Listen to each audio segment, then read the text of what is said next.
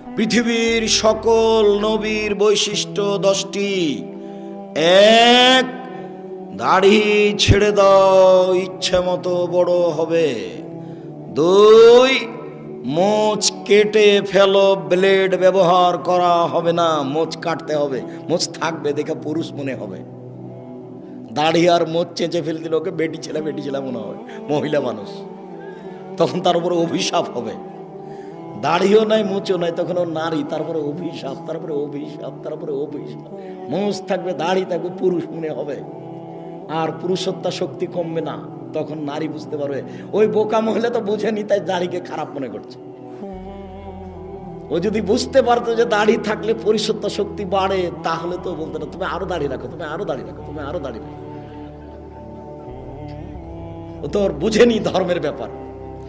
2, বগলের লোম উঠিয়ে ফেলো, নারী পুরুষ একই হুকুম, ব্লেড চলবে না, নবীগণের বৈশিষ্ট্য।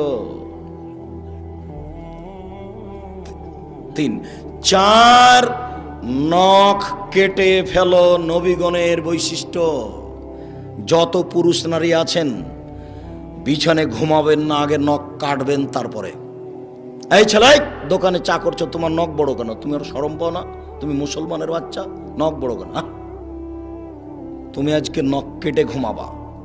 উপস্থিত বৈঠকের মুসলিম বোন আপনাকে বলছে, এই মেয়ে, নখ বড় কেন তোমার? তোমার বাপ দেখে না? তোমার মা দেখে না?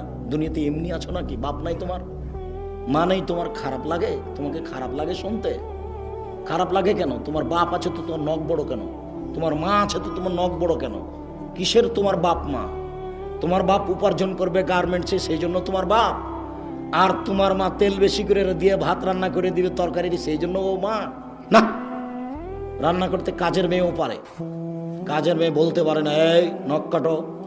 তোমার মা বলতে পারে এই নখ কাটো। এই মেয়ে, তোমাকে বলছি, তুমি যদি নখ রেখে ঘুমাও, তুমি আমার বক্তব্যের সাথে মুনাফিকি করেছ। এই মেয়ে, তুমি যদি আজ রাতে নখ রেখে ঘুমাও, তুমি আমার বক্তব্যের সাথে মুনাফিকি করেছ। তোমার এখানে বক্তব্য শুনতে আসা ঠিক হয়নি, তুমি আমার বক্তব্যের সাথে মুনাফিকি করো না।